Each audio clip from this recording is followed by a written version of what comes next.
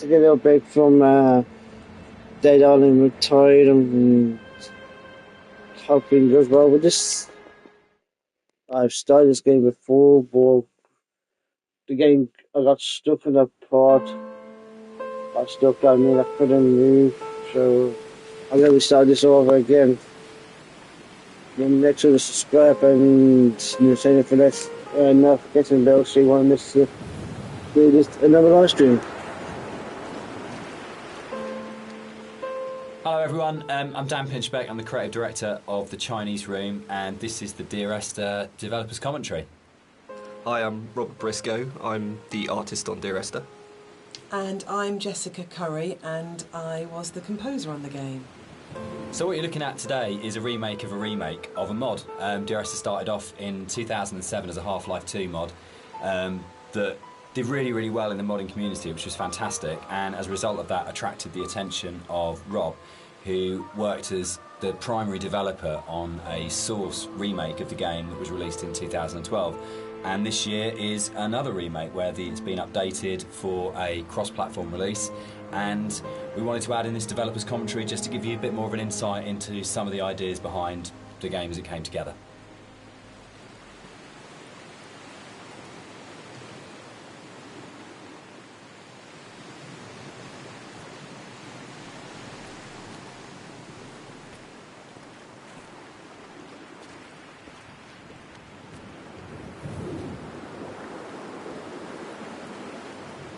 So I can't really jump or do anything.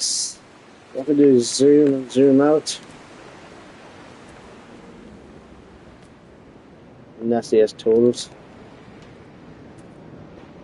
And all credit goes to the person who created this game, as you heard in the voice notes. All credit goes to him.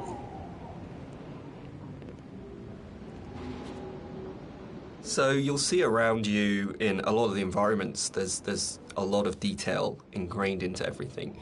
One of the things that I wanted to do with Dear Esther is bring the visuals up to the same kind of level of detail that Dan and Jess had put into the other areas of the game. So all of the history and the kind of hidden pieces of story that are intertwined with the VOs and the music and stuff, I kind of wanted to bring some of that into the environments. So if you look around you, you'll see that there's a lot of interesting bits and pieces, a piece of paper with someone's name on it, a photograph, an ultrasound. All of these little bits and pieces are kind of laid in to just kind of bring another aspect of the story into the game. And also, they're actually randomized, so every time you play, you'll see something different lying around. And this is just to build on this idea that everybody has a unique experience and a unique interpretation of the story.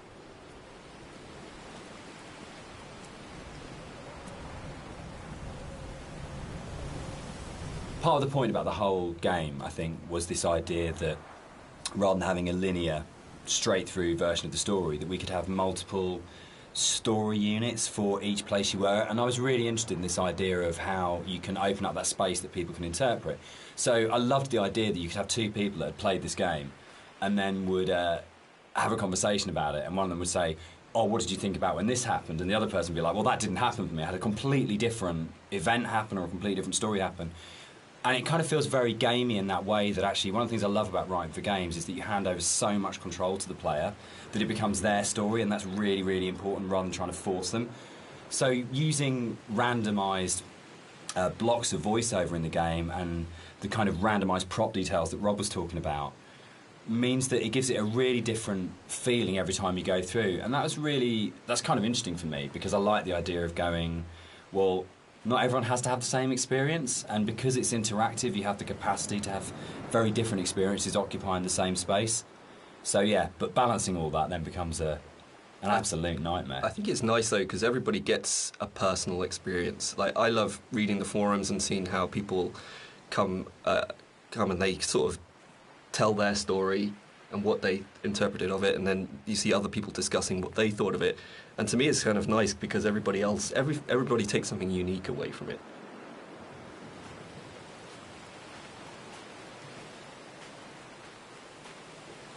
When I wrote the music for the mod of Dear Esther, there was absolutely no budget whatsoever for live players, so all the music was sampled.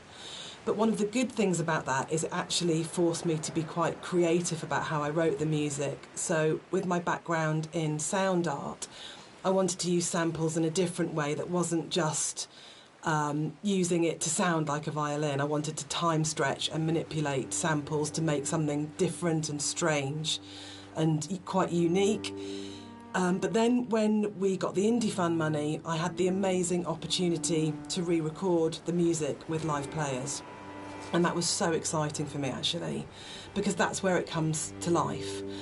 And I thought long and hard about whether to write new music, going from the mod to the commercial version, but actually I decided that my initial and original emotional response to the game was probably going to be the strongest response and reaction that I had. So I just literally, the music that I'd written for samples, I then wrote out for live instruments. But what they bring to it is transformative, actually. And I think The Beach is a really good example of this, where, you know, you have these awful samples soaring away, and then you have the string quartet playing this very bleak, very sparse music, and they bring the presence of the island immediately to it, and it comes to life. And that's the exciting thing about it. It wasn't a huge budget, but just having that experience of working with the players was just magical.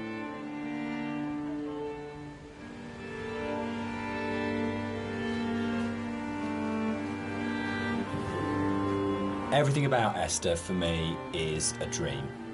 The landscape is not an island, it's the dream of an island. The music is like music that you wake up because you've heard in your sleep, but you're not conscious of hearing it. And the language in the story was supposed to be like that as well. It didn't matter the sense it made, it was more about the kind of the shapes it created, if that makes sense.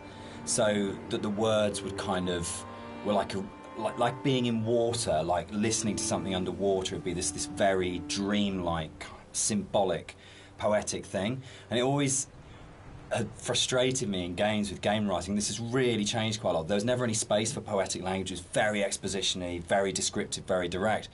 And you'd have like art and audio would have these amazing creative spaces they could explore.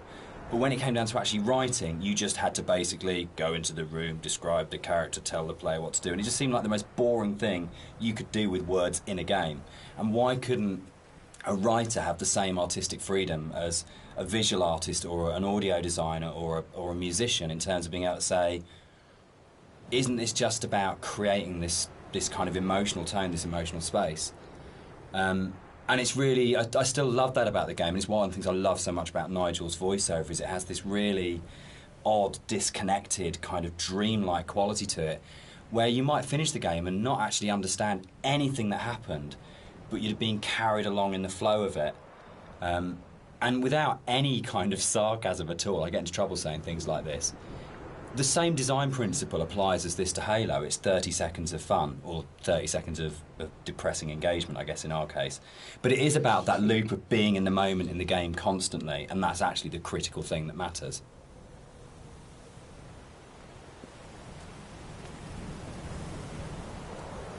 So people have asked why the Dear Esther's set on a Hebridean island. What's really interesting about this is it's one of those times when your kind of aspirations as an artist and the practical realities kind of dovetail. We knew that we had to have some way of limiting the player from disappearing off the play space, and when we made the original, it was a mod, and because it was a Half-Life 2 mod, you kind of had Eastern European city, spaceship, or blasted, desolate landscape, where you had three options if you didn't want to start making any other assets. So it started off with these practical constraints. We don't want to set it on a spaceship, we don't want to set it in an Eastern European city, so it's got to be on this kind of like this desolate landscape. And we want to limit the player, so an island seems like a natural choice. And it's really interesting how you start from that, and we had this big lump of clay on a table that we were carving out paths and things to annoying the cleaners and things like that. And Jess and I were talking, and Jess started making sort of snippets of music to kind of go in there. And then all of a sudden we just went, oh, that's the story. Oh, that's what happened here. But it really started, I think, from the place. And when we started looking at photographs of Boré, we started going and reading some of the history behind it. Suddenly that was it. And it just was really, really naturally became, this is the place. this is what happened here, this is how it feels, and then everything else kind of coalesced around that. Yeah, I think as an artist it made my job a lot easier, because those islands are so kind of like the environment is kind of hostile. You're out there in the Hebrides. You've got this kind of like inclement weather. You've got cold, rain, snow. It's a very kind of it can be a very depressing place to be at times, but it's also at the same time very beautiful, and it's this kind of like stark, bare landscape, but has this beautiful surroundings. So it's, in terms of art, I think it really helped me to portray a lot of the themes in Dear Esther. And there was a natural fit with the music as well. It suggested a musical style, which was really key, I think.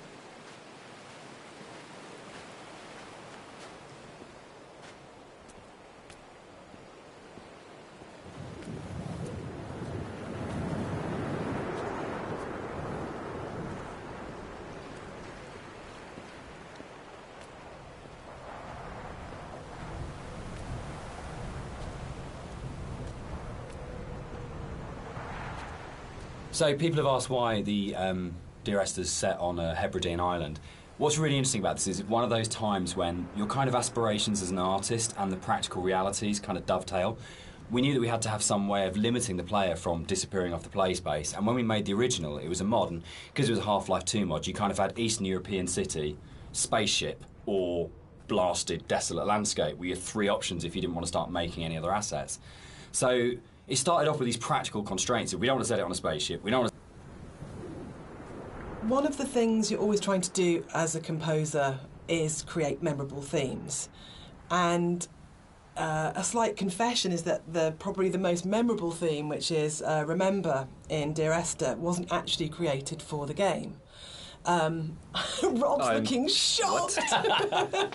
So it was actually from a piece of choral music that I'd written years before, based on a Christina Rossetti poem called Remember.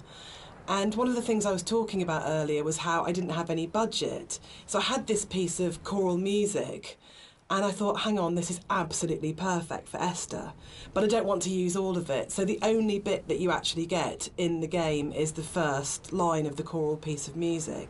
But that actually went on to form the main theme of the music that I wrote. And I think for me it's really interesting about how things that you've written earlier, years before, sometimes come in really, really useful and fit. So I always tell people and students not to despair if something doesn't get used or doesn't work at the time, because actually there'll come a place or in a time where you think, hang on a minute, I've got something that fits. So in terms of that memorable theme, the Remember theme gets used in multitude of different ways during the game. And one of the things it does is helps you to identify the kind of psychic place that you're in the game. So the theme is played in lots of different ways, and actually you'll notice that as you go through the game, it becomes more and more broken and more manipulated and broken down as the player goes through the journey and as you're psychologically struggling to get to the end point in the game. So music's really, really useful for highlighting the psychological mood, and we talk a lot about psychogeography, which always sounds a bit pretentious, but actually I think it's really important to what the three of us did in the game. Yeah, absolutely. Dan, maybe you want to talk a bit about like the core that. kind of idea about psychogeography. If you're not in the place you're in is not the place you're in, or you create Yeah. the place you're in. It's not just as you're here and then the landscape's out there, but you don't navigate like a city by street signs and by this kind of formal things. You navigate it by the things which are significant to you in the way that you've lived in that space. And I think that was really kind of key to, I think it's really central to how the fusion of art and story and music come together in Dear Esther, because it's not a place where we're going, right, we have to lead the player up here because it's a natural formation, and then you would naturally have a piece of music here because you come around a corner. But the story, music and art all work around the idea of what's going on in the narrator's head at this point. How do we represent his emotional state relative to this landscape? And again, it's that idea of the game is, it's a dream of a place. It's like the idea of it being a fever dream or a coma dream, which obviously ties in a lot with the kind of story, and we'll come back to in a lot more detail when we get to the caves a bit later on.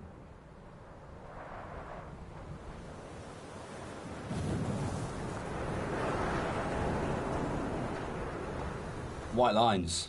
Yeah. They actually did this. It was really cool. I found this historical document. They used to do this on Bora and the Hebrides. If their disease broke out, Really? they'd actually chip out and expose the chalk. So if you're on a boat and you were coming to the island, you know not to land because it was infectious, which is the coolest, most amazing. It's one of those things where you go, it's almost impossible as a writer to come up with something as cool as that. It just has to be something that was actually done. And it's so sad as well. And I love this bit and the fact that we can do it because it feels really real because it references a real thing. And I don't know, there's something really special about that. But it was always one of those bits in the game that I thought, we've got to be able to represent this somehow. We have to be able to get these things in here. Yeah, I mean, that's really interesting. I actually didn't know that was actually based historically in real life. But that's really cool. Because, I mean, my thing about the White Lines is that it was this completely surreal thing. But also, it was kind of, it just added to the landscape. It's like, whoa, what the hell is that? And putting that into the game was kind of challenging because to me it just seemed like, oh, it's going to be really hard to pull off in a way that's kind of realistic. But then when you look at the kind of art style of the game, it's not really a realistic thing. Like everything is half imagined. So in that way it kind of really fit into the landscape, and it kind of creates this amazing sort of landmark that you see in the environment, and I just found it really interesting to hear about that. Yeah. I think it's one of those things where it's not a realistic place. And I mean, no game is a realistic place anyway, but one of those things where understanding that you're making something which isn't real and you have that kind of capacity to be sort of, to explore it artistically. And we'll come back and talk about sort of like it not being realistic, I think, in a little while. But that's really, really important because then you can say it's about what these things kind of represent or how they make you feel as a player, not about going, is this accurate? And I get really inspired by sort of doing a lot of research into kind of history and things like that with all of our games. Because you can just find those things that just kind of like speak to you. But it's amazing you can find that in like an 18th century book and go, that really speaks to me now, that has meaning now, and that's fascinating, I think.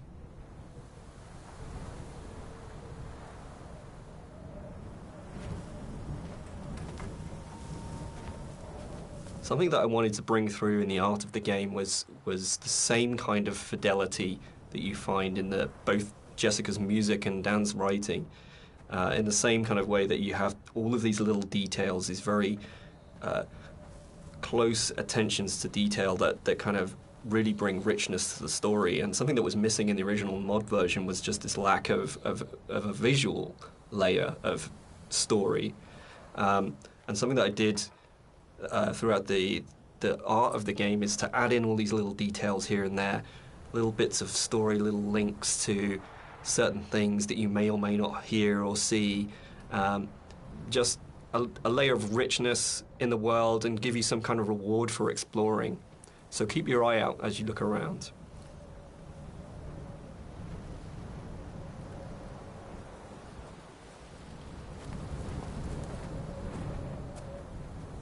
There's a scene in Donnie Darko where Drew Barrymore's playing his English teacher, and she talks about Celador as being the most beautiful word in the English language, and about it's the sound of the words together.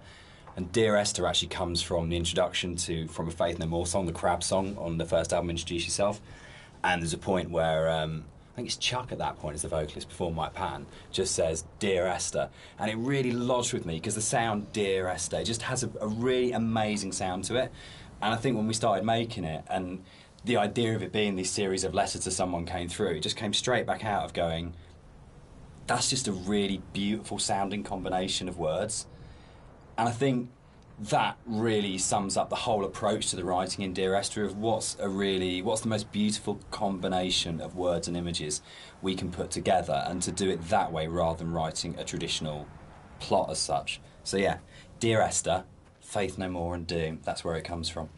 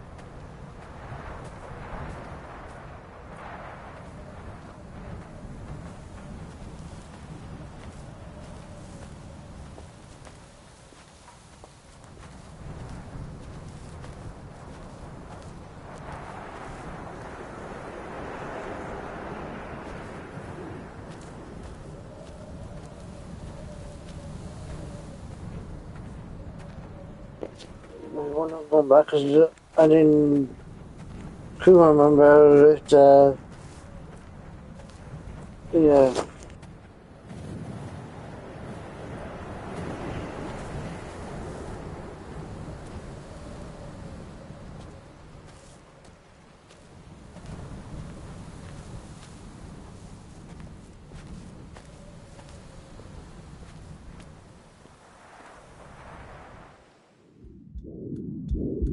Come back.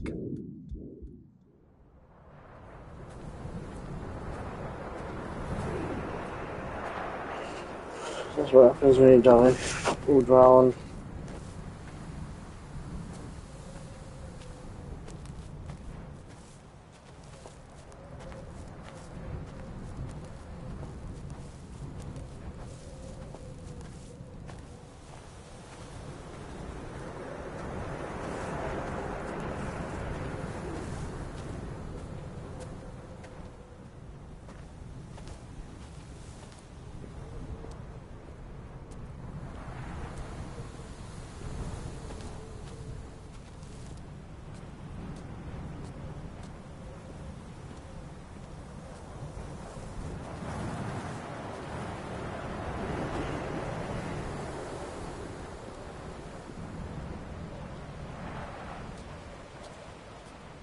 So people have asked why the Dear Esther's set on a Hebridean island.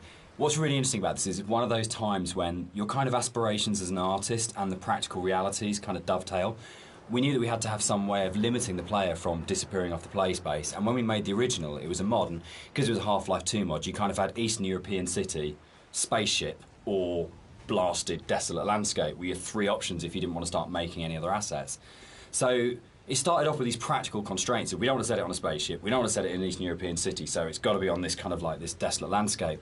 And we want to limit the player, so an island seems like a natural choice. And it's really interesting how you start from that, and we had this big lump of clay on a table that we were carving out paths and things to annoying the cleaners and things like that. And Jess and I were talking, and Jess started making sort of snippets of music to kind of go in there. And then all of a sudden we just went, oh, that's the story. Oh, that's what happened here. But it really started, I think, from the place. And when we started looking at photographs of Boré, we started going and reading some of the history behind it. Suddenly that was it. And it just was really, really naturally became, this is the place, this is what happened here, this is how it feels. And then everything else kind of coalesced around that. Yeah, I think as an artist it made my job a lot easier, because those islands are so kind of like, the environment is kind of hostile. You're out there in the Hebrides. You've got this kind of like inclement weather. You've got cold, rain, snow. It's a very kind of it can be a very depressing place to be at times, but it's also at the same time very beautiful. and it's this kind of like stark, bare landscape, but that has this beautiful surroundings. So it's, in terms of art, I think it really helped me to portray a lot of the themes in Dear Esther. And there was a natural fit with the music as well. Yeah. It suggested a musical style, which was really key, I think.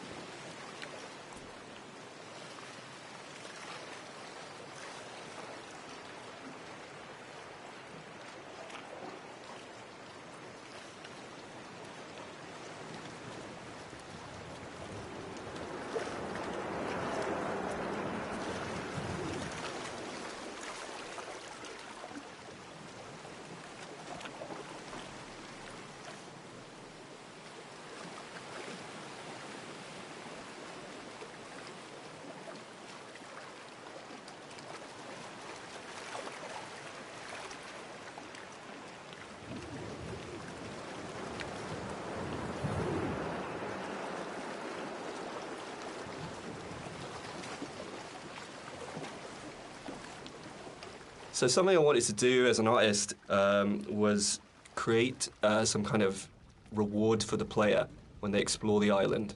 There are some areas of the game where it's a little bit more quieter. There's no music or there's no voiceovers. So I kind of wanted to create a bit of an incentive for people to explore. And you'll find around the island that these kind of like random scattered items that usually slightly out of place from the environment themselves, but in another aspect they actually bring a little bit of story to the island itself, usually to the island or to the actual protagonists or you know, the characters that surround it. So you'll find around the island these little props and stuff. Just keep your eye out for it if you're exploring.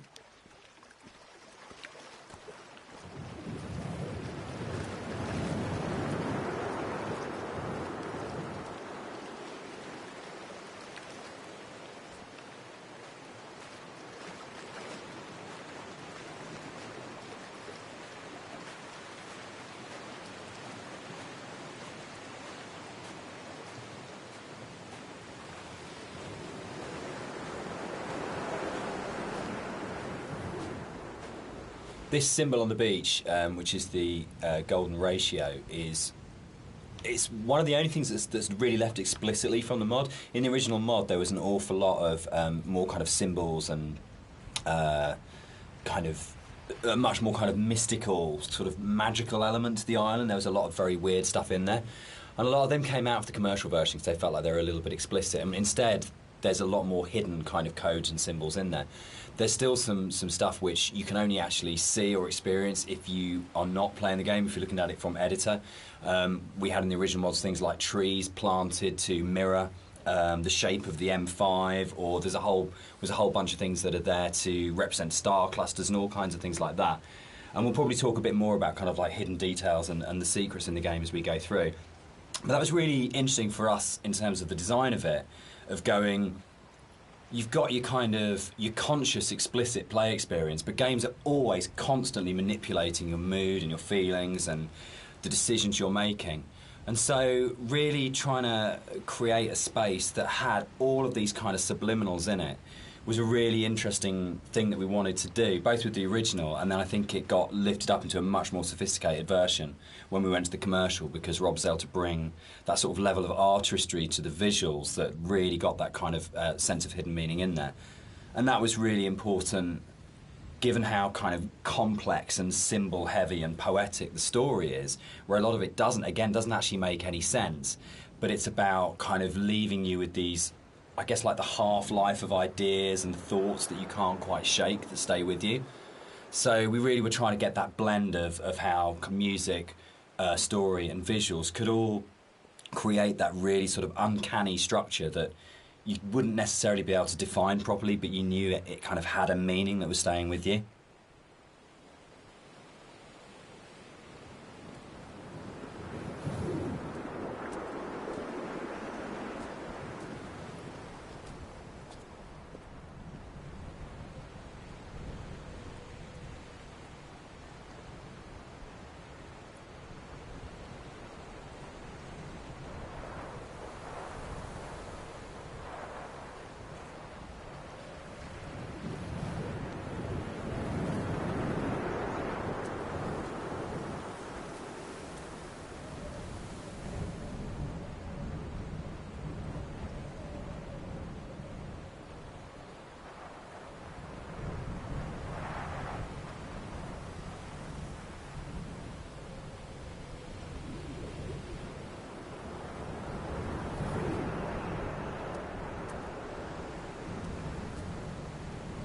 That looks like a person.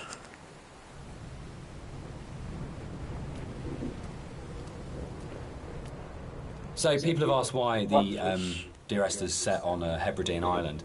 What's really interesting about this is it's one of those times when your kind of aspirations as an artist and the practical realities kind of dovetail. We knew that we had to have some way of limiting the player from disappearing off the play space, and when we made the original, it was a mod, and because it was a Half-Life 2 mod, you kind of had Eastern European city, spaceship, or blasted, desolate landscape, where you had three options if you didn't want to start making any other assets. So it started off with these practical constraints. We don't want to set it on a spaceship, we don't want to set it in an Eastern European city, so it's got to be on this kind of like this desolate landscape. And we want to limit the player, so an island seems like a natural choice. And it's really interesting how you start from that, and we had this big lump of clay on a table that we were carving out paths and things to annoy the cleaners and things like that. And Jess and I were talking, and Jess started making sort of snippets of music to kind of go in there. And then all of a sudden we just went, oh, that's the story. Oh, that's what happened here. But it really started, I think, from the place. And when we started looking at photographs of Bore, we started going and reading some of the history behind it. Suddenly that was it. And it just was really, really naturally became, this is the place, this is what happened here, this is how it feels. And then everything else kind of coalesced around that. Yeah, I think as an artist it made my job a lot easier, because those islands are so kind of like, the environment is kind of hostile. You're out there in the Hebrides. You've got this kind of like inclement weather. You've got cold, rain, snow. It's a very kind of it can be a very depressing place to be at times, but it's also at the same time very beautiful, and it's this kind of like stark, bare landscape, but has this beautiful surroundings. So it's, in terms of art, I think it really helped me to portray a lot of the themes in Dear Esther. And there was a natural fit with the music as well. It suggested a musical style, which was really key, I think.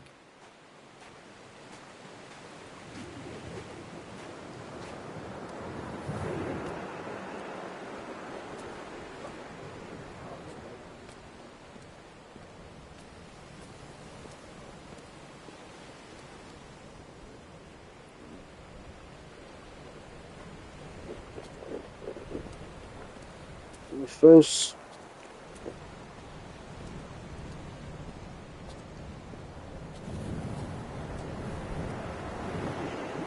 so people have asked why the Dear Esther's set on a Hebridean island. What's really interesting about this is it's one of those times when your kind of aspirations as an artist and the practical realities kind of dovetail.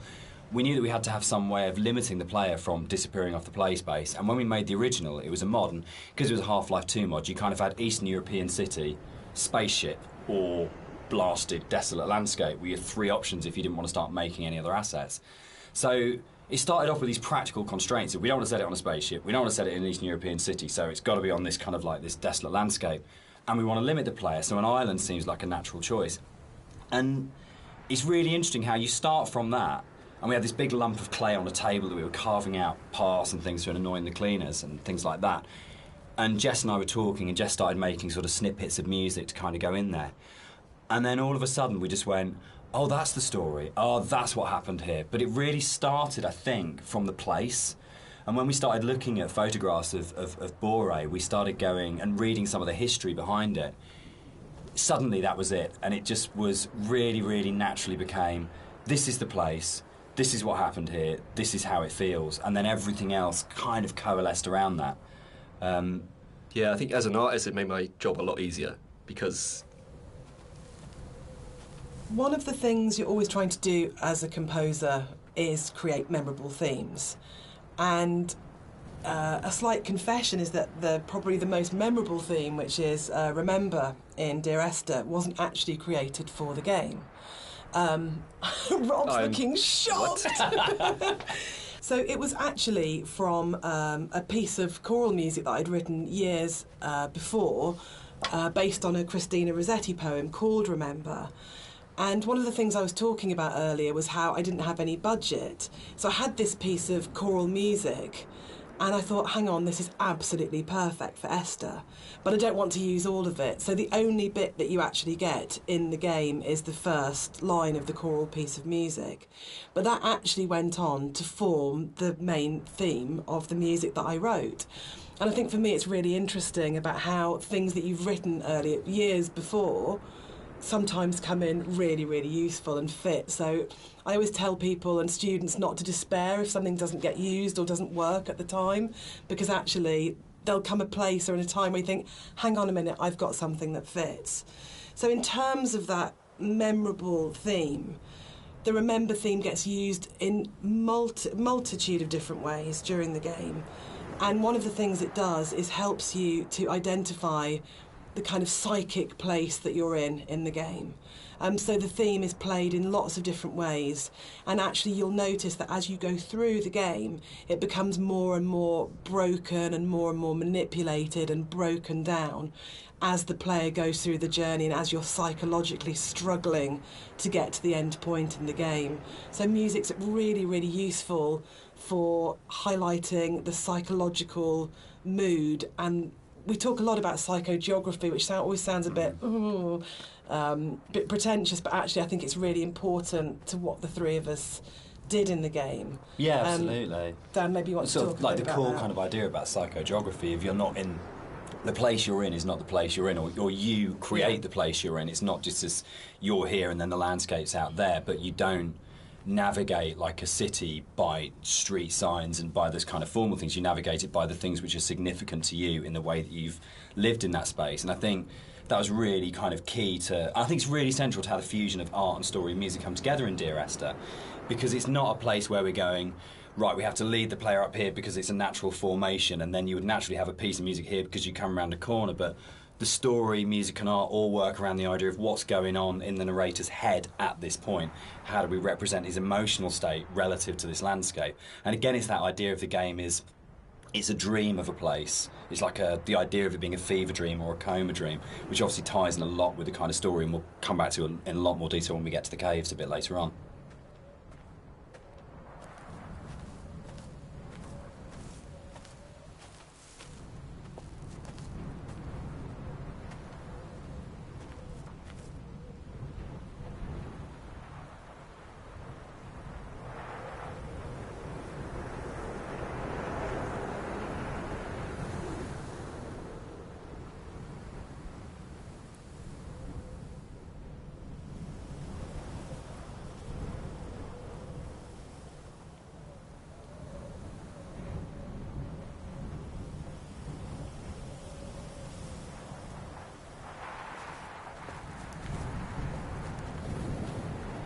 No, God.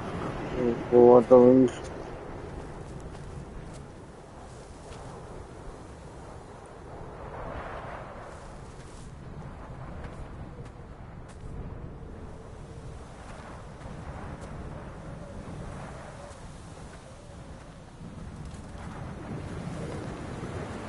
Put your stay awake.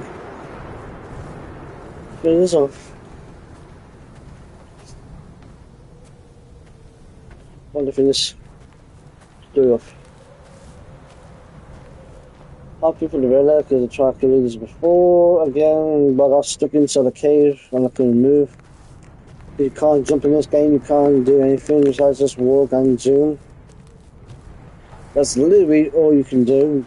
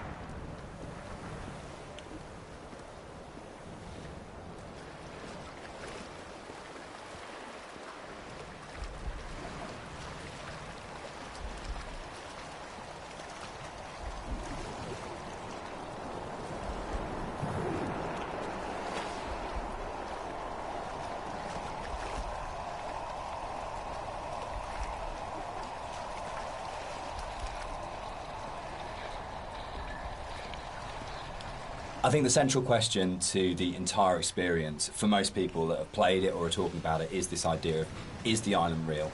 Is what's going on a literal event of a man walking across a Scottish island, or is it a dream that he's had? Does the island even exist? And one of the things that we try to do with the writing is to constantly lull the player into a position where they got an understanding, they made a decision about what they thought was going on, and then to undercut it. So you never actually were able to settle on any one interpretation. And that was the challenge I set myself when I wrote the original mod, was can we put a story in a game that not only lends itself to multiple interpretations, but there is no stable interpretation. Every single interpretation you have will always have questions, and you'll never be able to fully trust what you think you understand about the game. So it's challenging, I think, for that result. And it becomes quite a challenging kind of game story because of that, because you don't ever get that situation to go, I understand it now, I can walk away from this thing and it's all closed off and it's tidy. It was a very deliberate attempt to say, no matter where you think you are with this story, you're always questioning whether or not that's right.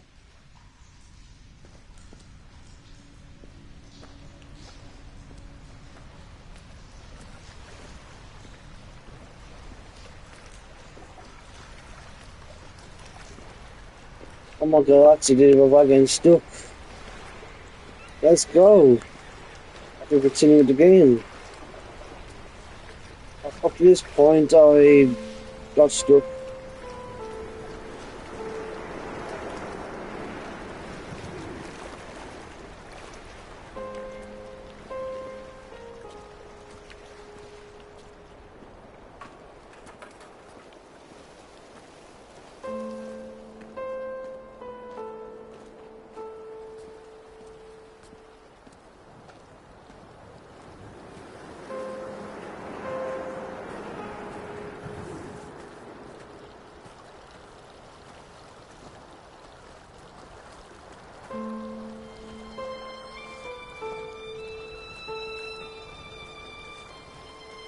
One of the things that's been most commented on with the audio and the music in Dear Esther is how sparse it is.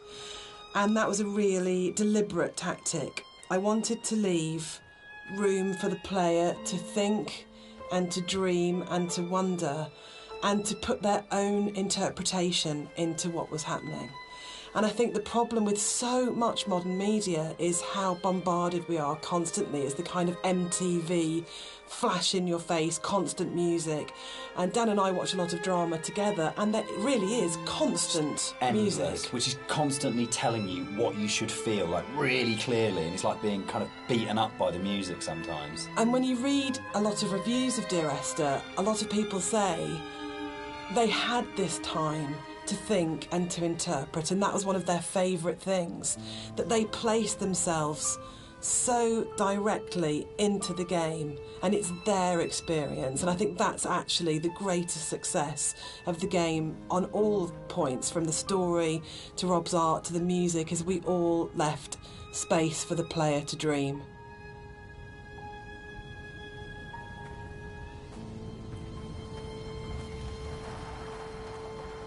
So there's a lot of places in the game where you see a lot of strange things, and this is very deliberate.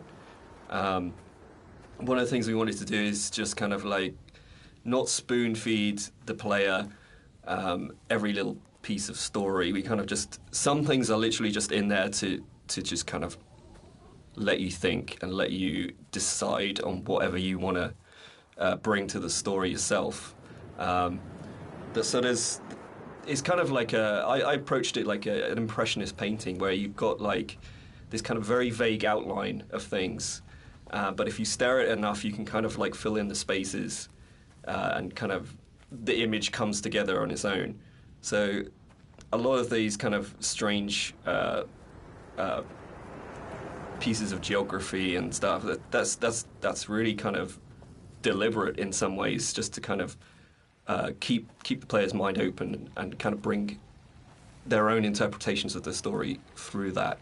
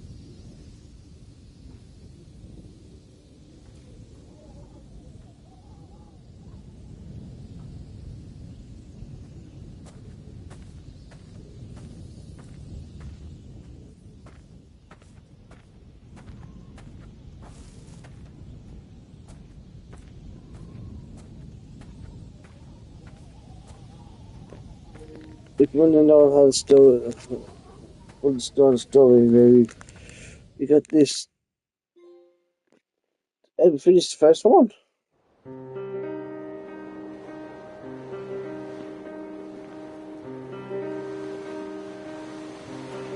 Nice.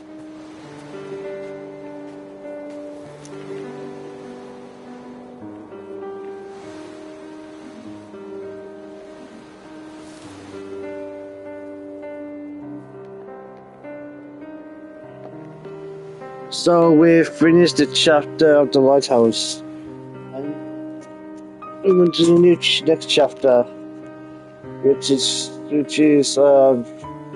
booyah.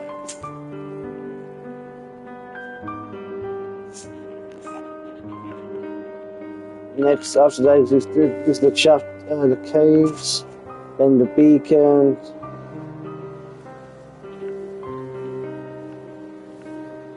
And that's basically it. As a game, if you expect this game to be longer, you don't, because this is just about from Half-Life 2. And at some point, I'll probably download a lot of Half-Life 2. Play it, well, first I'll play Half-Life 1 and Half-Life 2 to get to understand the story better.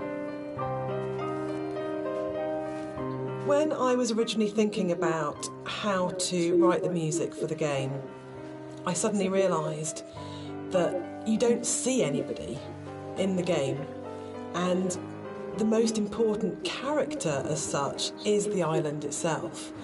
So one of the things that I did with the music was to write the island as if she or he were a character in its own right. And that's really important, I think, that you're going through this space and actually it's completely devoid of people, but the music in a way populates the island, and that the voice of the island speaks to you through the music. Which is interesting, because I think that's really come on in terms of later games we've done, that sowed the seeds for the way in which we approach music in Rapture, where it was very specifically the voice of characters. And Machine for Pigs as well, where the music was about being Lily's voice in the game, Lily's representation in the game. So it's interesting how, looking back on Esther, a lot of those kind of ideas were tried out here that then came on to take other forms in stuff we've done since.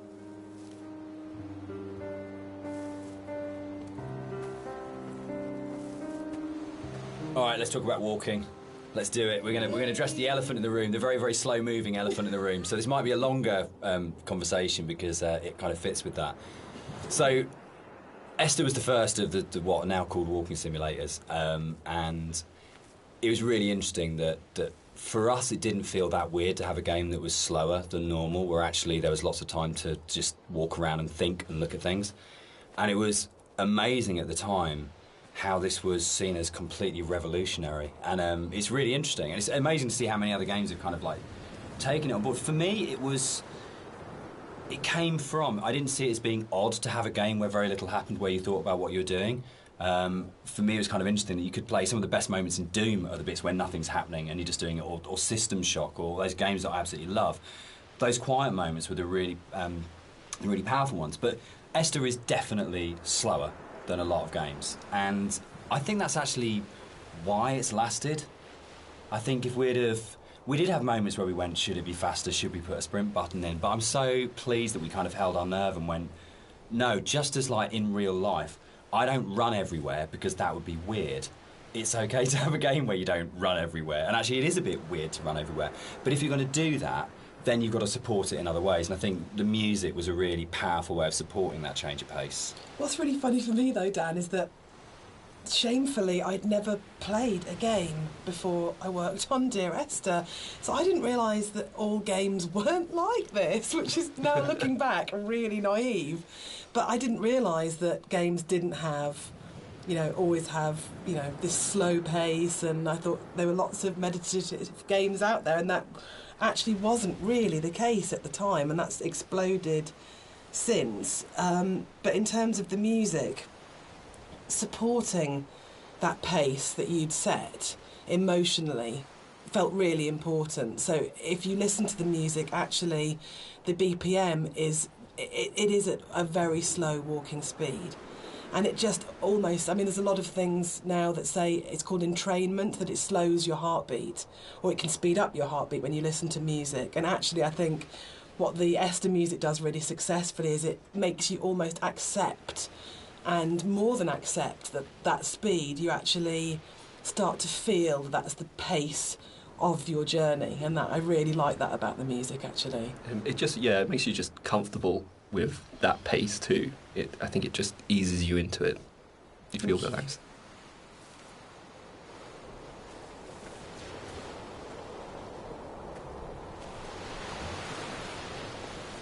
The radio mast in Dear Esther was obviously there as a really important kind of design feature, as well as its place within the story. And that, I think, came from, it was really interesting, it being a Half-Life mod to begin with, and the Citadel in Half-Life 2, that it tells you how far you are through the game. You're always looking up to the skyline, am I closer to the Citadel, can I see it? And it lets you know how near you are to the end of the game. And it was really important because Esther's so open in a way, and because there isn't this, you're not using kind of shootouts or kind of gating it with combat encounters to kind of constantly keep you moving, that it was really, really important that you always had that focal point of going, I know exactly from the beginning of the game, virtually right from the start, you know where you're going, you know where the game's going to end up, and you know that sooner or later you're going to be either at the base of that thing or climbing that thing, and it's always there, that red light.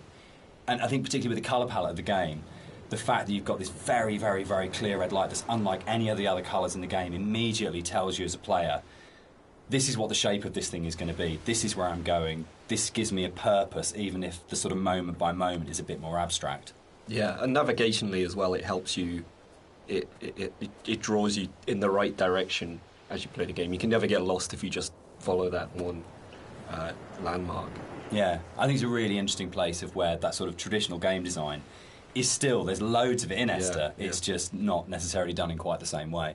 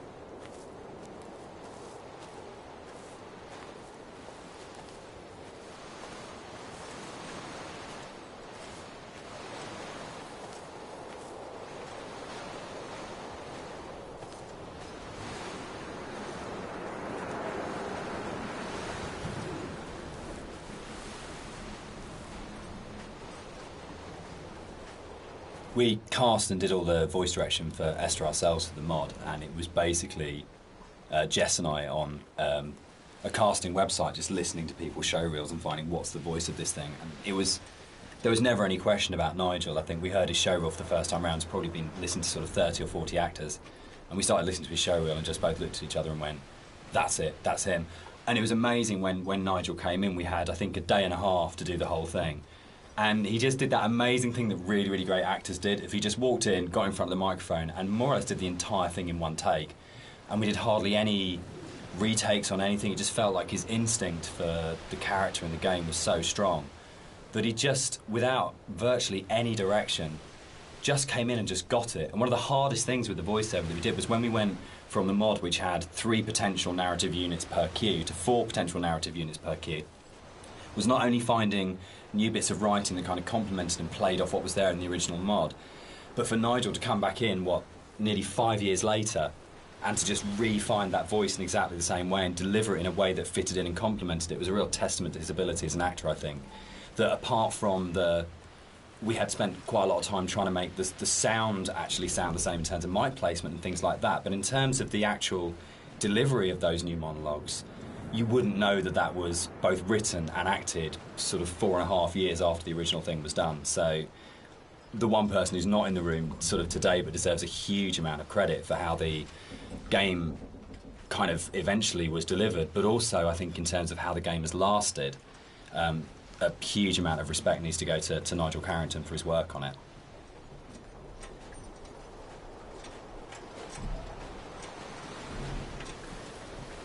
So something you'll notice as you look around the environment is, from a distance you see the landscape. It's kind of a beautiful place in some ways, but something I wanted to bring to the game was that there's this second layer beneath the surface. Whereas if you look at things closely, you see that the actual island itself is very polluted. It's kind of very rotten.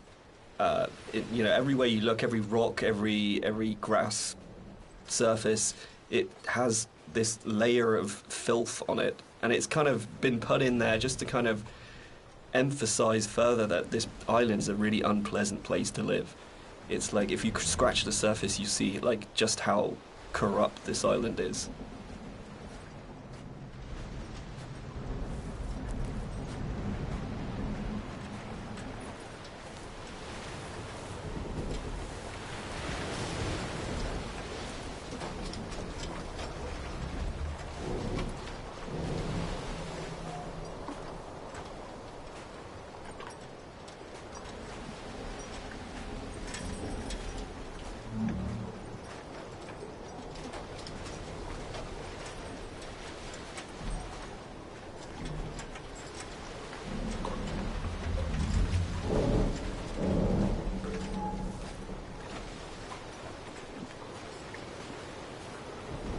To do some exploring.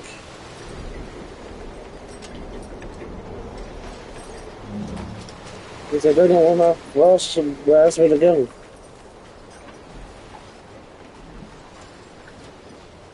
So I'm gonna do some exploring.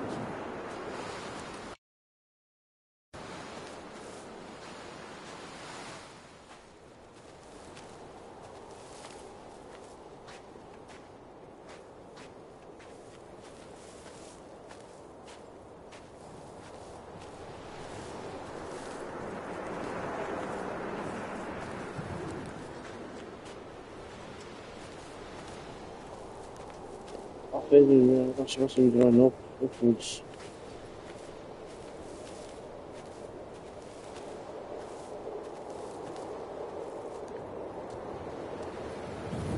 think. I'll be just taking back to the roads before first time. No. Oh, good. You're supposed to go this way.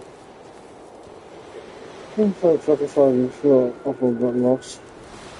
Dear God, that's a big hole. So this hole in the ground was kind of a difficult thing in some ways. It's a bit of a challenging aspect of the game. Because, in some ways, kind of like, I think for me, we wanted to have this kind of this pit here. And I wanted the player to be able to actually go as close as possible and like look over the edge and you know, kind of have this feeling of dread and stuff. But the other issue that we faced was like, what happens if the player just jumps into the hole? Like we have no real death in the game. And from a design point of view, Dan, I mean, I don't know what you It was really hard because, you know, it was a game where we couldn't let the player die. We didn't want to have respawns, but we had to handle the fact that there would be both accidents where the player would fall off a cliff or something, but also the deliberate urges of the player. Yeah. You know, the first thing you're going to do is go, great, there's an ocean, how far out can I go? Or there's a cliff that's really high, can I jump off it? And how do you have death in a game where you can't have the player die? Because if the player starts breaking up the experience by dying and reloading, then you're in a really, you start breaking the experience a lot. So yeah, I mean, we didn't want to also have like artificial boundaries, you know, where it's like an invisible wall. Like if you take a look through the game, you'll never see a place where you think you can get to, but you can't. There's always some kind of actual natural boundary or man-made boundary.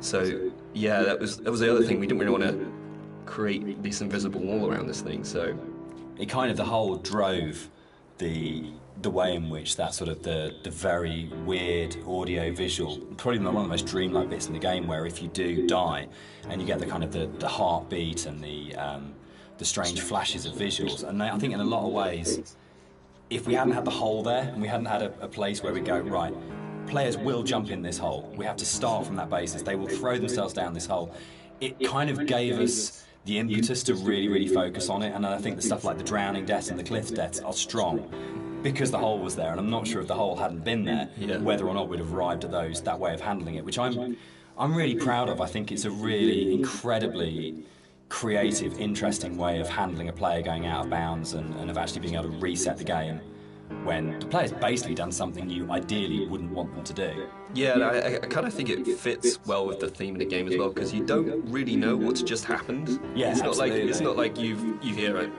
death sound and then you kind of respawn. It's this kind of like very soft, very ambiguous change. You know? There was a point in the original mod where if you died, it would do the whole Half-Life major fracture detected. Yeah. It always brought a really good tone to the game. Yeah.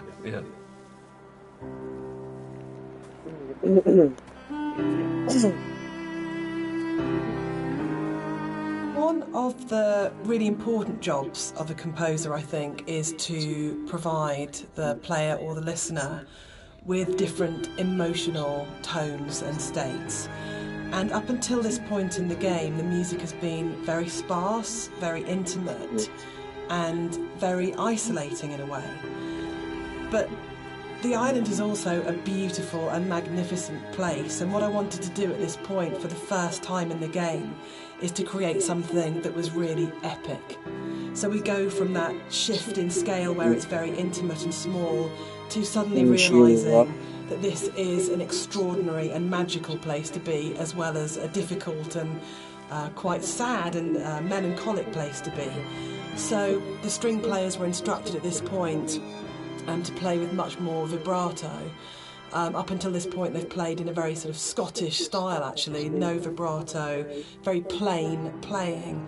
But this was a really beautiful cue to write actually, because it has that scale. You suddenly realise that the island is really big, and you know, you have this beautiful vista, and the music then shifts so the player can actually, just for a moment, I think, enjoy being where they are.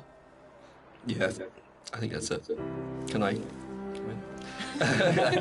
Yeah, I was going to say, this is actually one of my favourite parts of the game. It's just where everything, all the elements kind of come together perfectly.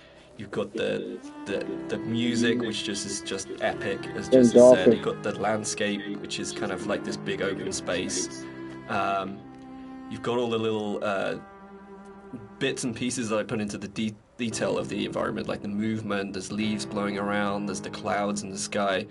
There's the mist rising off of the grass, and then you've got Dan's voiceover coming in there, and I think it's just like all of these elements coming together and just in perfect synergy, and just kind of, it really brings chills up your spine.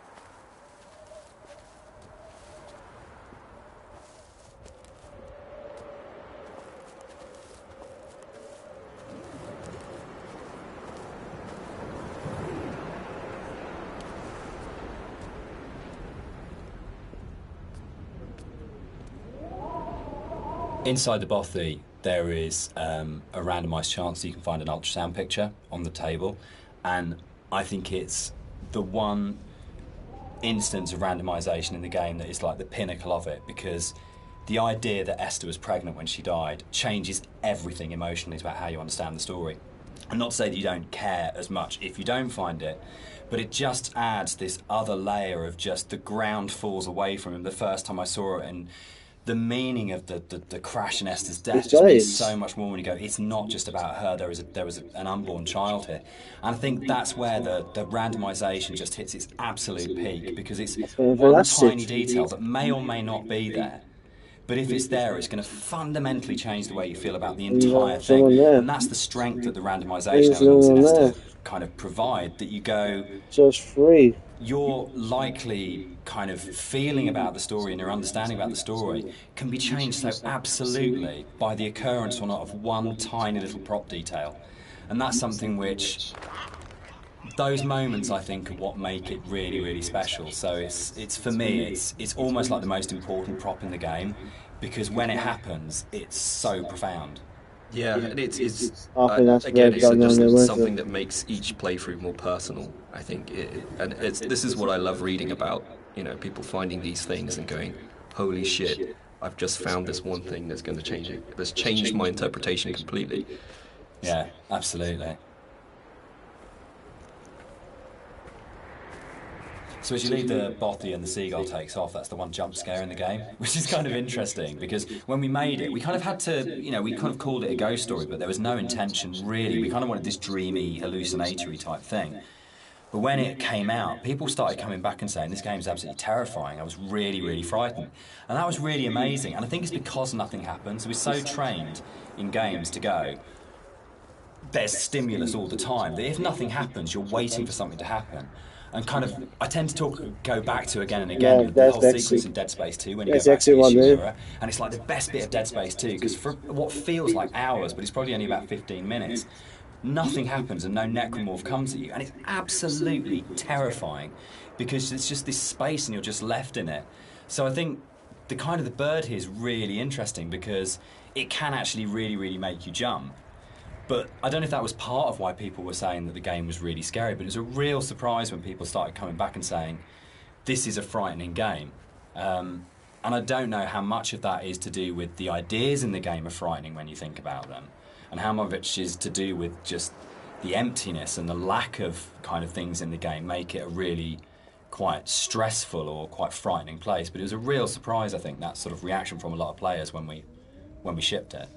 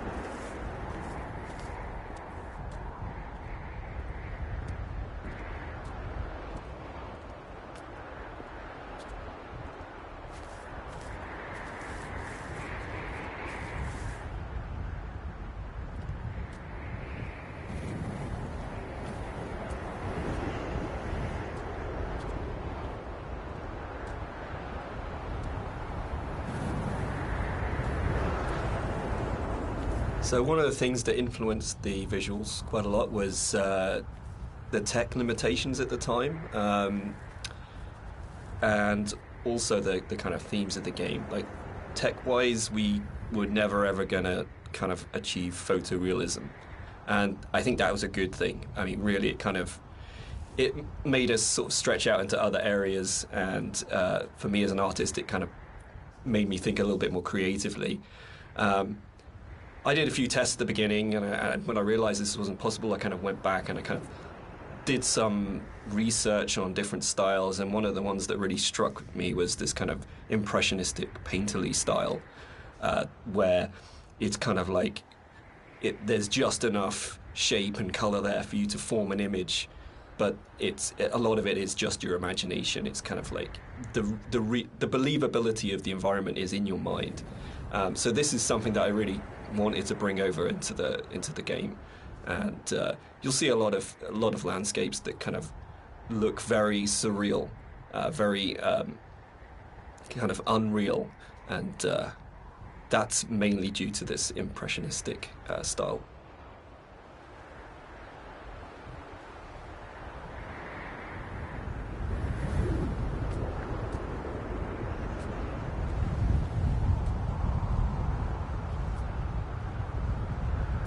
We should probably talk about some of the inspirations behind it. I'm on a strict you don't talk about Stalker kind of thing going on here. But when Rob and I started talking, I think one of the first things that we kind of discovered was how much we're both obsessed with Stalker. Yeah.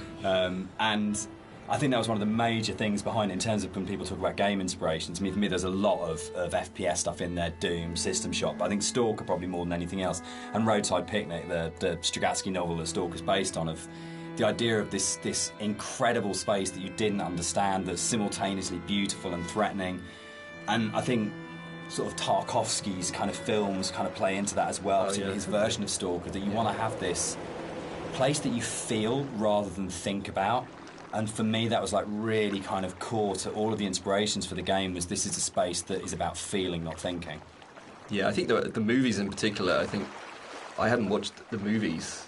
I'd read the book and I played the game, but when I watched the movie, it kind of all made sense to me, like why I like the game so much and why I like the story. It's just like every shot is like a painting. It's like every shot has its story to tell. There's very little dialogue in the actual movie itself. There's just these long, lingering shots, and each shot is amazingly beautiful in its kind of desolation.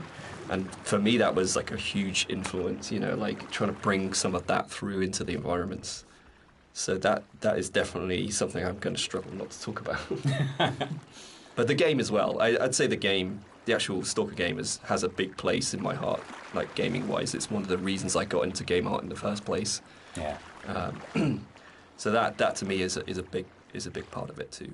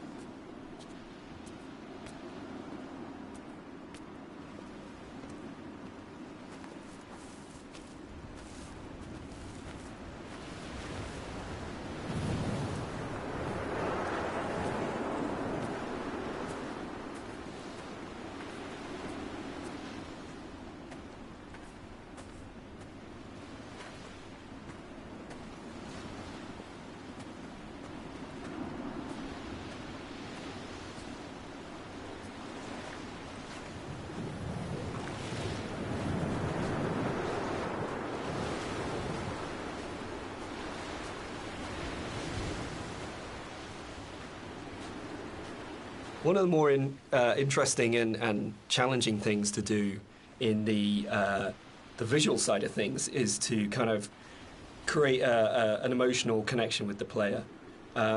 With the music, it's very strong, and the dialogue can kind of help you to feel what the character's feeling, but to kind of really create an atmosphere and to create emotion, it's very difficult. So I designed a few things very subtly within the environment to kind of plant imagery into your mind and kind of make you feel certain things. With this shipwreck on the beach, you can kind of, like, if you look at it from certain angles, you get this real, like it's like a cross sticking up. It's this kind of semi-religious imagery, but it really kind of, it's not obvious, it's not in your face, it's just kind of like something that makes you feel like something you know. And so like there's a lot of deliberate attempts in the game to recreate that feeling, and it's kind of hard to point out in many other places, but it's done in a way where every single rock, every single plant, every single cliff face has been deliberately placed and designed in a way to try and make you feel something in the game.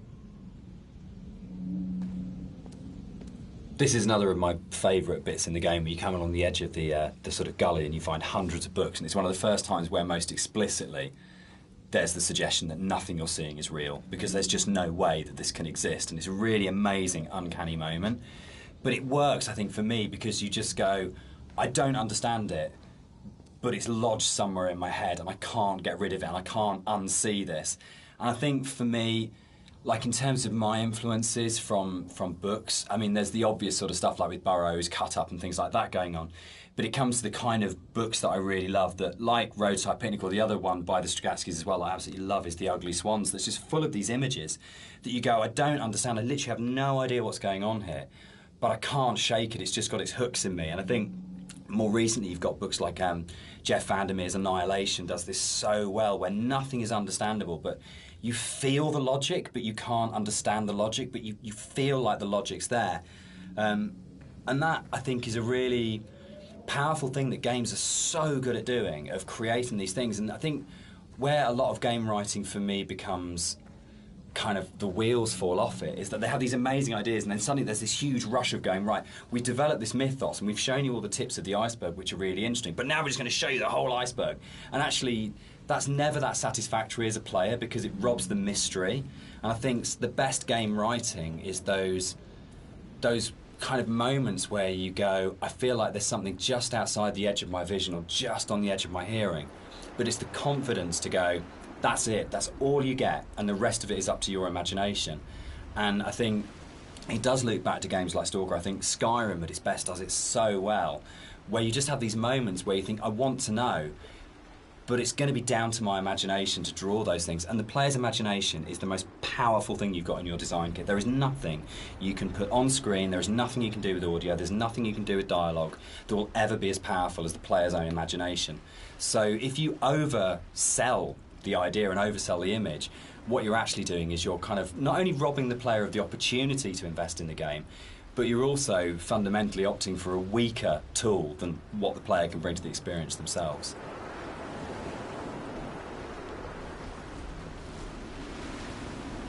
One of the really important images in the game is the radio mast, and the soundscapes that I wrote for the game are really tied into this idea. So it's the concept of the tortured sounds that they're so broken down, they're so manipulated, and it really is supposed to represent the inner state of the protagonist at this point. It's that fractured understanding. So it kind of works on two levels, actually. We have the narrator who's trying to understand the journey that he's on, and we also have the audience's journey and their struggle for comprehension to understand what's going on in the game. So this distortion, this breaking down, this fragmented, kind of tortured sound really ties into the idea of the radio mast and that idea of communication, actually. That the game is trying to communicate something to you, the narrator's trying to tell you something, but it's so difficult to understand what that is.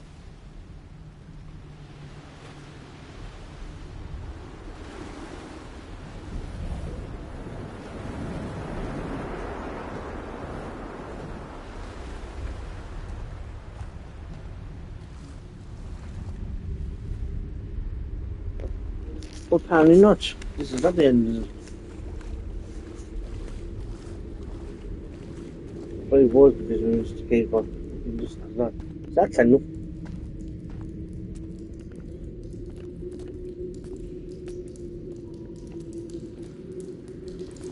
Who's this? Who's this? Okay.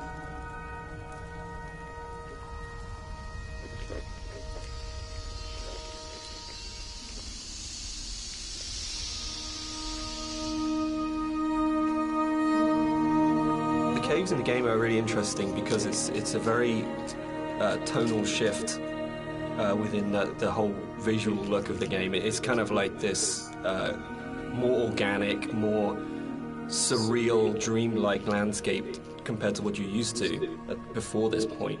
It's we kind of used the visuals and this kind of unreal theme very subtly, but here it's kind of at the forefront, and it's, to me, has kind of been designed as this kind of journey through the inner self, through the body, and it's really designed to be a very different experience compared to the rest of the game.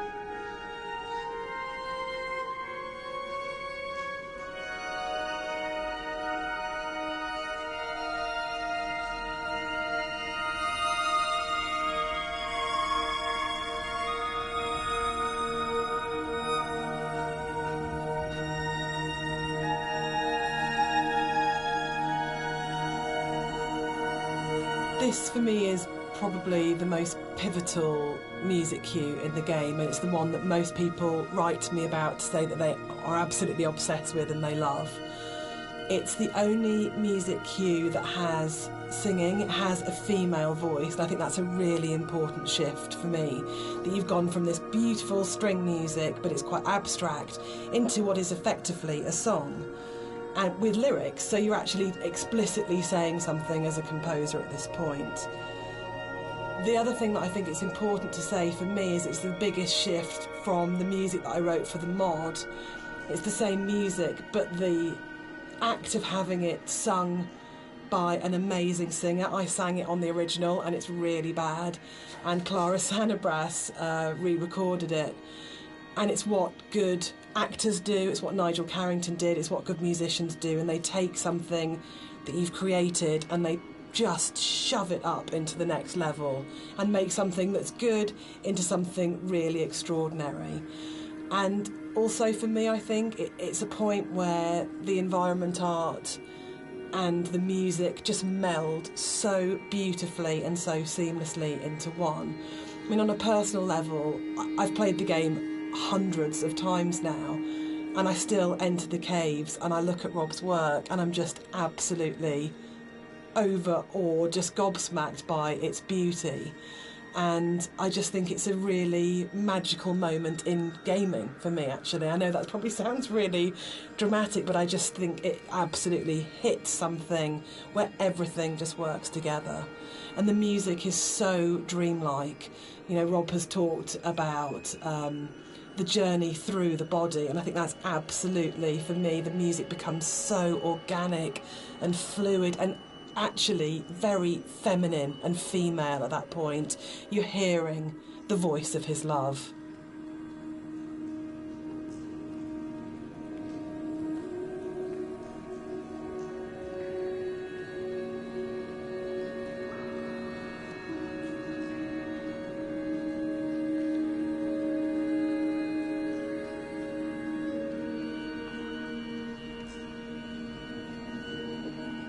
Fun fact, if you're playing this game on the PS4, you should recognise the music in this cave.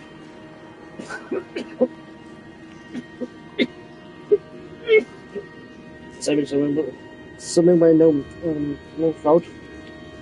But I was saying, if you're playing this on the PS4, you should recognise the music because this is the same music we hear as in the theme.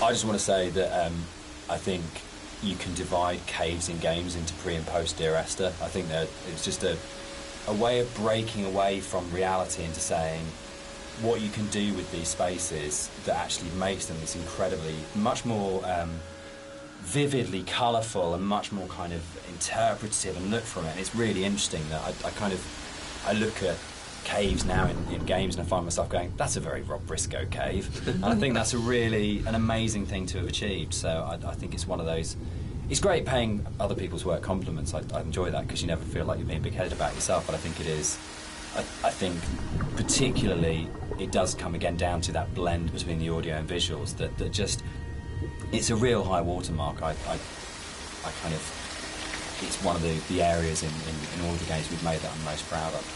I think as well, you think you know what you're getting with Dear Yes. Esther for the first 45 minutes of the game, wherever we are at this point, and then you step into something completely unexpected and completely new, and I think it just throws the player such a curveball in such a wonderful way.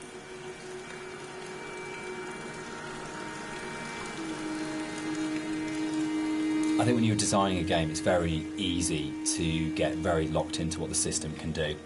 And you're trying to deal with all the different variations of things that if a player does this, then this. And we have to deal with the consequence here. And our lead designer, Andrew, and I talk about this all the time about you might have an idea, but then how does this radiate out throughout the entire system? And you get very caught in the idea of what the system has to be and how robust the system has to be and this kind of thing. And I think what's really important as a sort of a designer or as a creative is that understanding that actually the real game is happening in the player's head and that the system can be whatever you want it to be, but if the game isn't running in the player's head as opposed to on the screen, then you're missing a trick. You're not letting the game be everything it could be. And I think the great thing about working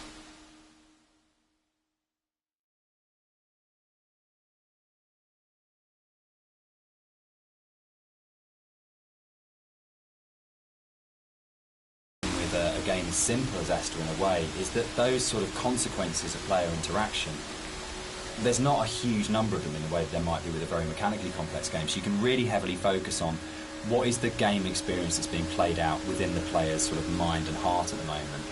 And there are other, sort of, I know this is a kind of a way of approaching game design that has become increasingly popular over the last few years, and that Journey was a really, really good example of that game company really focusing on what's the emotional experience of playing this game. But I think, again, it's probably one of the reasons why Esther has lasted as long as it has done, because it's not a mechanical exercise, it's an exercise in trying to inspire you as a player to have the deepest experience and the deepest engagement, and to really run the game in your own head rather than being something that you're sitting 6 feet away from kind of interacting with. I hate interaction as a term for that. I think it becomes very cold and mechanical and systems driven, and really interaction is completely trivial and pointless if there isn't an emotional engagement with the player and you haven't moved it away from the screen and into the player's head.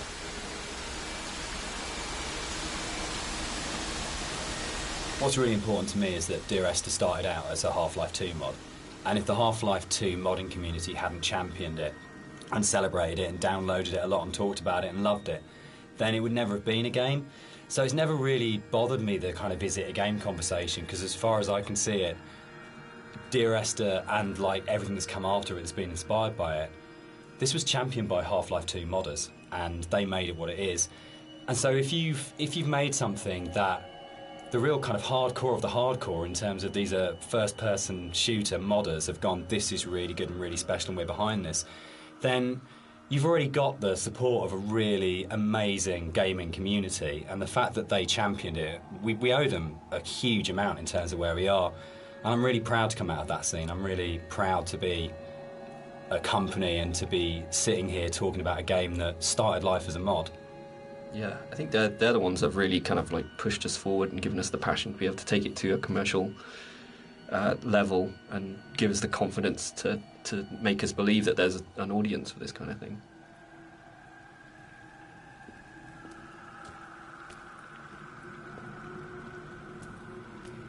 Dear Esther was my first foray into writing music for games. And I actually approached it very traditionally, so more as a film score than a traditional interactive game music score. And what's really interesting for me is that the lack of interactivity in the music was never a problem for anybody that played the game. And that's a separate discussion, but there's a big schism between game music composers of how much the music should be following the player at all times in terms of interactive music. But one of the reasons I wanted to say something at this point was that this was my little first journey into thinking about how you write music for games rather than films. So I had this song that was a certain length, and Dan said, well, we don't know how long the player is going to take to traverse through that space. And I thought, oh no, he's right, and slightly panicked. So this was a very simple solution where the song was split in half, and then I wrote some drone music that could just play for as long as was needed as the player walks through the space, and then the second half of the song would seamlessly play. And it's very, very simple, but it's quite emblematic for me in terms of my career, because it was the first time that I had to think about the player. Because with film music, it's so simple. You know exactly what's going to happen when. But this concept of interactivity was so new for me. So I kind of look back at it fondly, because it's quite a basic approach to, compared to something like Everybody's Gone to the Rapture, where that was an open world adventure where I had to really think about the player and their movement through the space. So I kind of look on this very fondly, this moment in the game.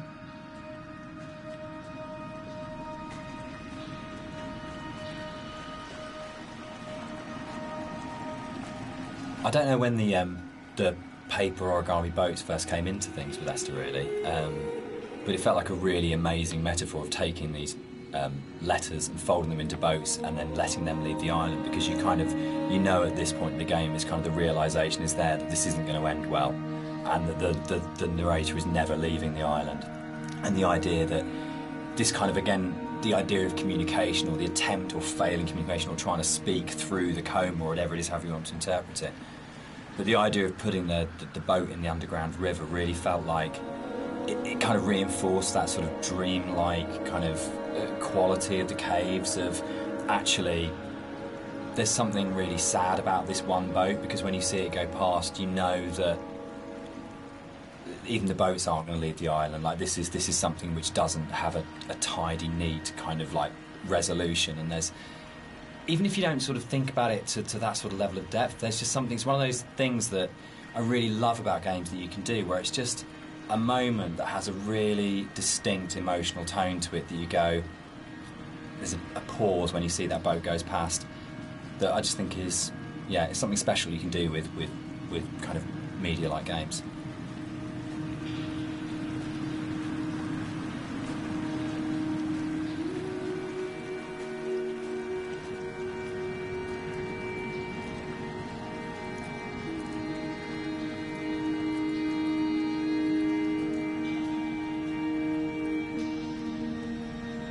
I have a name, and my name is Dear Esther.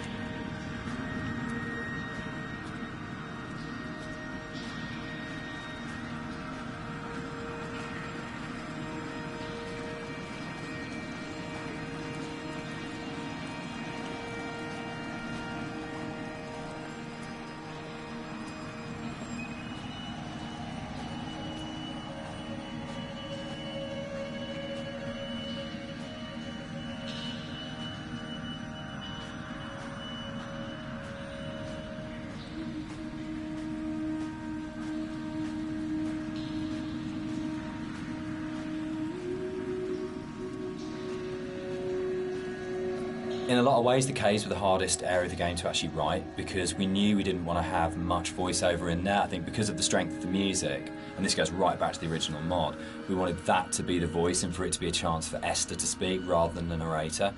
And we also wanted to have this break, so when the narrator came out from the caves, you had a real definite sense of something happening, and that he had changed as a result of this journey. So it meant really felt wrong to have a lot of voiceover within there, but then that made it really difficult, because then it was, you had like 4 one-sentence lines in there, and each one of those had to have an absolute clarity and to really, really kind of work. So I think for me, it was really interesting. It's like the difference between writing kind of fiction and writing poetry. When you read really amazing poets, and you have that incredible surgical precision where every single word is considered and placed so absolutely.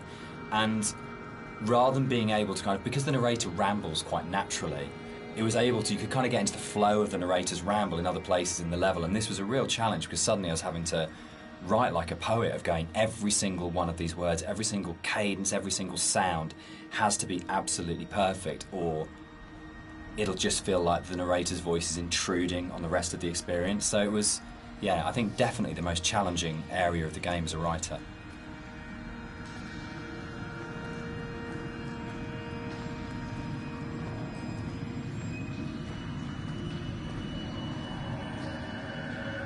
The sound here is a classic case of, again, what music I think does really well, which is you've had this soft, lyrical, beautiful, epic, dreamlike music, and then the moment you come out of the caves, you're into this really harsh soundscape, and the tonal shift is very, very brutal, I think, and deliberately so.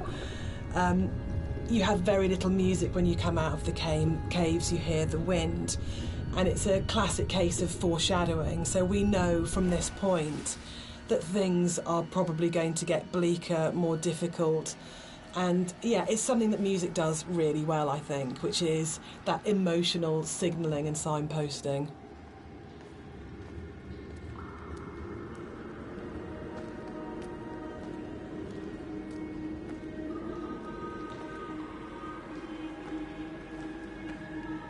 This whole area moved, didn't it? The original mod, this was a cave right at the beginning of the caves where everything was written, and it moved to the back end of the level, and we had this long corridor that's full of these kind of it's the point of high madness, I think, in the game, isn't it? Yeah, it's kind of just where you feel like you're losing the plot completely, both like visually and auditory and you know, it's kind of like this really frenetic moment for me.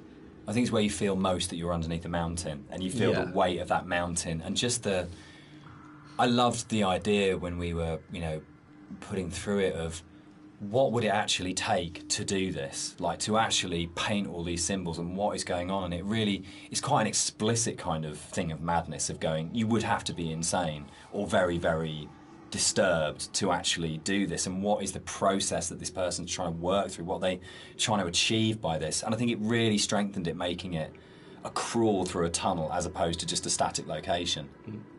Yeah, I think it's the consistency and the coherence of the symbols is a lot more broken down as well. Like, you see some symbols before like scattered around the environments, but at this point they're like right in your face, and they're kind of just, it's just total madness, Any kind of meanings have been crossed over and confused, and, I think it really helps to bring the tension up at this point at a level as well. So you're kind of coming out of this dreamlike state a little bit.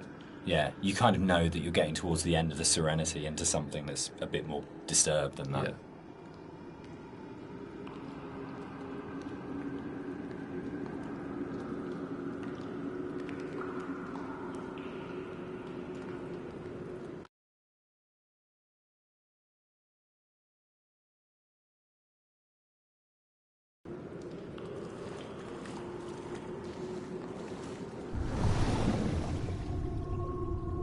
This is a bit more of a contentious one because we disagree on this one. I struggle with this. With the points in the caves where you duck above and below the water, and you have to have that transition of audio. And I love the audio on both sides of the surface tension of the water, but I really struggle with you breaking water because it's such a hard edge to the sound. And I don't think there's any other way around that.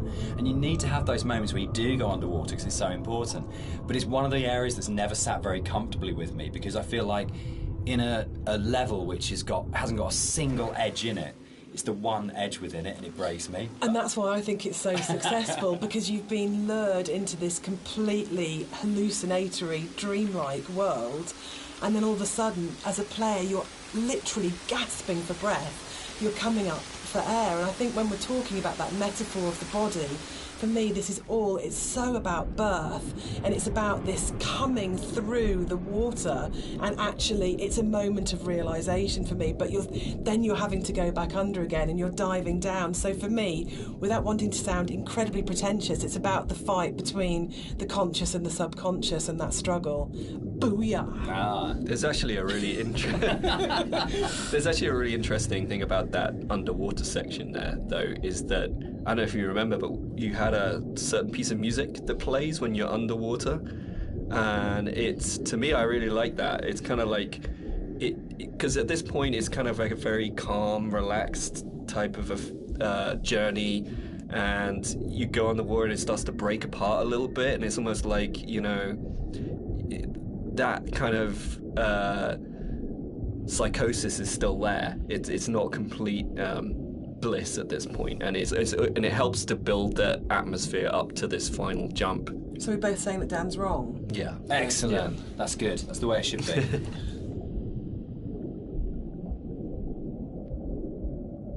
The motorway scene, the biggest new addition to between the mod and the commercial version. This didn't exist in the mod at all. It was a completely new thing. Yeah, it's I wasn't sure where the idea spawned from to have this scene, whether I just sort of went off or we discussed it, or I can't remember. I can't remember. Can you remember? It just kind of appeared, didn't it? And then it was just this kind of. I think for me, actually, I remember being some technical difficulty between the drop and then coming out at the end part, but it was the same thing that we dealt with in the past of like, how do we not kill the player? From a technical standpoint, I think it might have been something to do that, but it was also, I can't remember where the whole thing came from. I think it's my favourite point in the whole game, actually. I think it's just it's quite shocking, and it's so surreal, and it's so beautiful.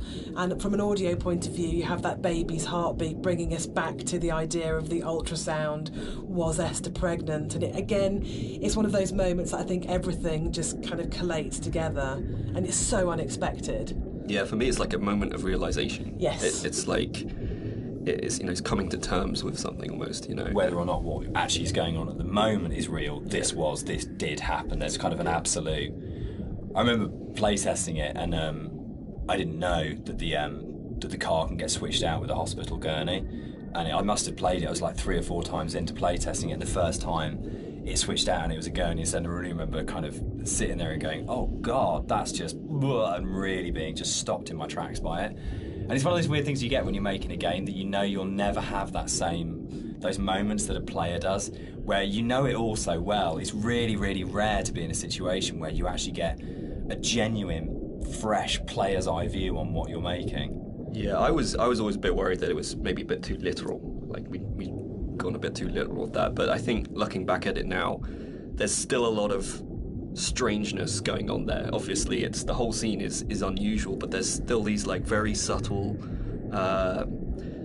details that are there that kind of still making you think, what does that mean? Like I think if you look closely, there's like coins scattered around and things like that. It's And for me, it's, again, sorry to keep going on about it, but it's about layers of subconscious for me. That you start overground, you go into the caves, you go deeper, you're falling down, it's going down the rabbit hole effectively, and then you go to the deepest level, and that's actually the truth, that's the reality, that's what happened.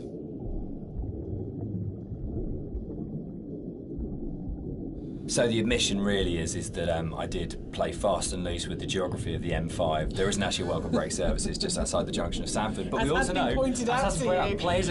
I mean, what a thing if you make something that's based vaguely on somewhere in real life. In terms of a compliment, when you're getting emails from players going, there isn't a welcome break there, and people really trying to work out where is this, and whole threads about where on the M5 it is. That's just the most amazing feeling. But I think what I really love what I think works really, really well in Esther, and again, it's something that I think is really characteristic to other games, is that a lot of the time we're not dealing with kind of like big, glamorous, amazing, epic places. It's a sort of like a ratty little island in the Hebrides. It's someone who lived in Wolverhampton. It's just outside, a service station on a stretch of the M5.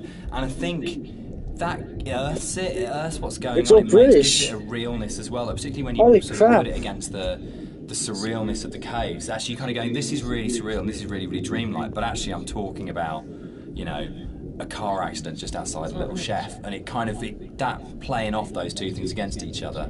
It's like making the ordinary extraordinary. Absolutely, yeah.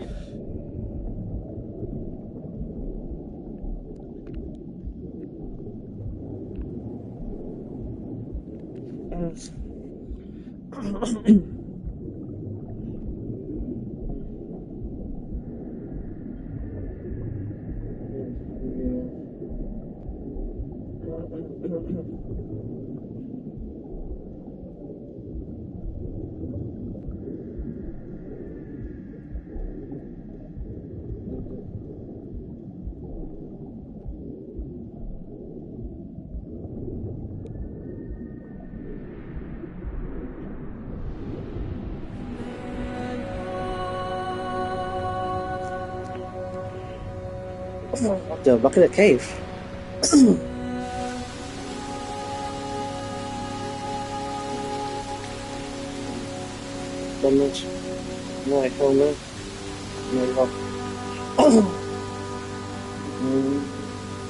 This scene for me is like really, really iconic because it kind of brings this idea of the caves being an inward journey through the body together.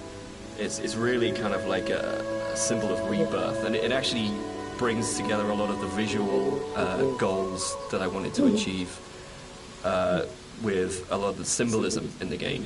Like I've talked a little bit about how the environment was kind of designed to provoke emotions, and kind of the impressionistic style gives you just enough information to make you think of things and feel things.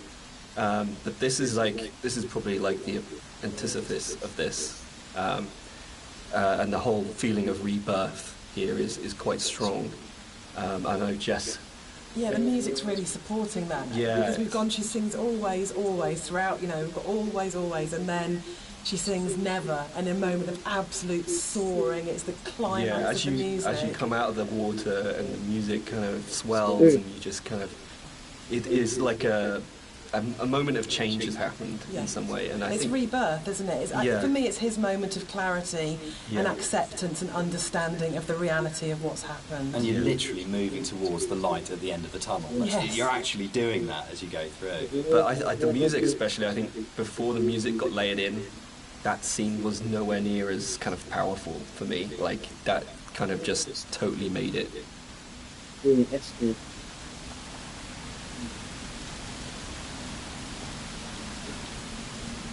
Wow. No. There's some.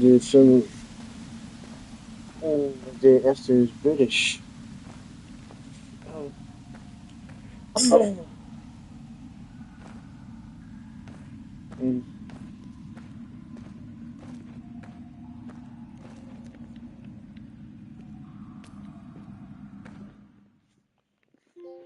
Hey, Esther. So in a way, this game mentions my local area.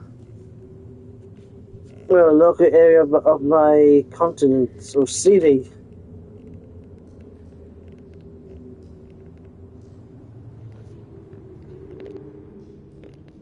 That's crazy.